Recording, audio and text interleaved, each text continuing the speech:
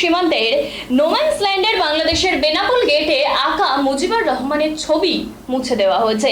বেনাপোল সীমান্তে নোম্যান্স ল্যান্ডে বাংলাদেশি পিলারে সাদা রং করে দেওয়া হয়েছে, যেখানে শেখ মুজিবুর রহমান অর্থাৎ বাংলাদেশ বঙ্গবন্ধুর ছবি আঁকা ছিল। সেই ছবিও কিন্তু একেবারে সাদা রং করে নিশ্চিহ্ন করে দেওয়া হয়েছে। বাংলাদেশ সৃষ্টির অন্যতম নায়ক শেখ মুজিবুর রহমান, তার ছবি মুছে দেওয়ার ঘটনায় বন্দর এলাকায় বাঙালিদের বক্তব্য, মুজিবুর রহমানকে দেওয়াল থেকে মুছে দেওয়া যেতে পারে, কিন্তু বাঙালির মন থেকে কিন্তু শেখ মুজিবুর রহমানকে কখনোই মুছে ফেলা সম্ভব নয়। ভারতীয় ব্যবসায়ীরা জানিয়েছেন, গতকাল তারা বঙ্গবন্ধুর ছবি দেখেছিলেন। আজ সকালে এসে তারা দেখেন প্রতিটা জায়গায় বঙ্গবন্ধুর ছবি মুছে সাদা করে দেওয়া হয়েছে। এই বিষয়ে পেট্রোপল ক্লিয়ার ফরওয়ার্ডিং এজেন্সির রাজ্য সম্পাদক কার্তিক চক্রবর্তী এবং সিএনএফ এর কর্মী মিহির সাহা কি বললেন, আসুন শুনে নেই সেই কথা।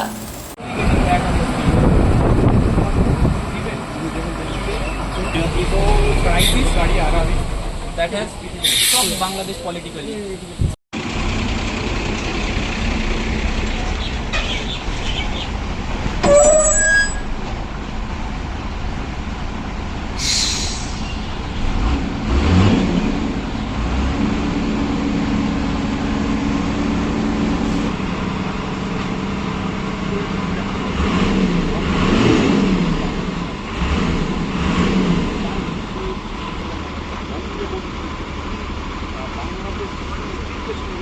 স্বাধীনতার স্বাদ পেয়েছে। আজকে দেখা গেল স্থলবন্দর পাশাপাশি নোম্যান্স ল্যান্ডে যে বঙ্গবন্ধুর যে ছবি ছিল সেটা সাদা রং দিয়ে একদম ঢেকে ফেলা হয়েছে। কী বলবেন? এখন রাজনৈতিক অস্থিরতা বাংলাদেশে যে চলছে, আমরা চোখে খারাপ কিছু দেখিনি, কিন্তু বিভিন্ন সমাজ মাধ্যম, বিভিন্ন চ্যানেল, বিভিন্ন ফেসবুক, এটা বিভিন্নভাবে প্রচার হচ্ছে। আমরা মনে করি কিছুটা ফেক, কিছুটা বাস্তব। যতক্ষণ না চোখে দেখব, নিজস্ব কোনো আমার মাধ্যম থেকে আমি কনফার্ম হব, ততক্ষণ এই ব্যাপারে আমি মন্তব্য কী করে করি। একটা ঠিক যে বাংলাদেশে বঙ্গবন্ধু আমাদের বাংলাদেশে তারা দেশ স্বাধীন করেছিল, তাদের ব্যাপার। এটা সম্পূর্ণ বাংলাদেশ তাদের নাগরিকদের সিদ্ধান্তের ব্যাপার।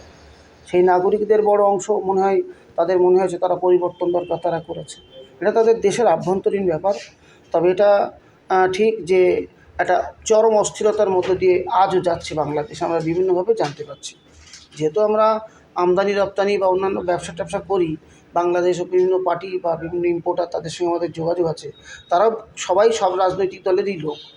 তো এখন রাজনৈতিক দলের লোক হলেও তারা কিন্তু আদতে ব্যবসায়ী, অর্থাৎ তাদের ব্যবসা করার ক্ষেত্রে তারা ব্যালেন্স রেখেই কাজ করবে।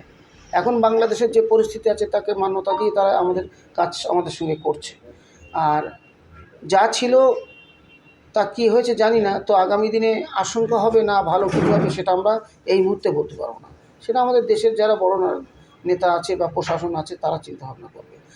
এখন বলতে পারি যে অস্থিরতা যে পরিবেশই থাকুক, আমাদের ব্যবসা ত্বরান্বিত করবার ক্ষেত্রে বাংলাদেশ ভারত বিভিন্ন ল্যান্ড বর্ডার, বিভিন্ন জায়গায় সেখানে আমাদের নির্ভর করতে হবে আমাদের ভারতীয় আধিকারিকদের উপরে, যারা পোর্টে দায়িত্বে আছে, বিএসএফ, ল্যান্ড পোর্টতে আধিকারিক, কাস্টমস, এদের অনুমতিতে আমরা কিন্তু আশঙ্কা কিছুটা থাকলেও এদের অনুমতি পাচ্ছি, আমরা আমদানি রপ্তানিতে অংশ নিয়েছি।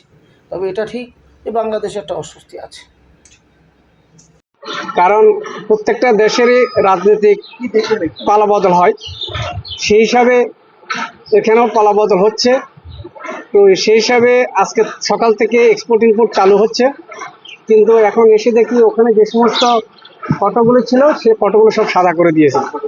এখানে শেখ হাসিনা ফটো ছিল, শেখ মুজিবুর রহমানের ফটো ছিল, সেগুলো দেখি এখন সব সাদা করে দিয়েছে, রং লাগিয়ে দিয়েছে। কেন দিয়েছে সেটা জানি না, কিন্তু শেখ মুজিবুর রহমান তো জাতির পিতা, তাহলে ওরা কেন এগুলো সাদা করে দিল সেটা তো জানতে পারছি না।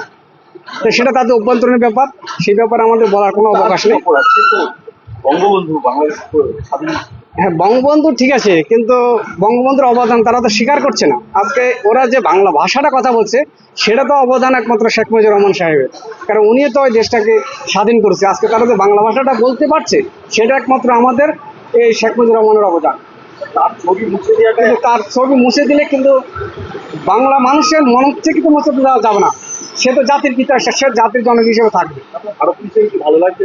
আমাদের ভারতীয় হিসেবে অবশ্যই ভালো লাগছে না। কেন ভালো লাগবে? কারণ তার ছোটবেলা থেকে তার ছবি আমরা দেখে বড় হচ্ছি, তাকে স্বাধীনতা সংগ্রামে যুদ্ধ করতে দেখেছি, তাকে পাকিস্তানের জেলে বন্দি হতে আমরা দেখেছি। সে যখন বাংলাদেশে এসে সারা বাংলাদেশের লোক তাকে বরণ করেছে। তো সেই হিসাবে তার ছবি মুছে দিলে কিন্তু বাংলা মানুষের মন থেকে মুছতে পারবে না। উনি সারা বছর সারা জীবন যুগ যুগ ধরে বাংলার মানুষের মনের ভিতরে গেঁথে থাকবেন।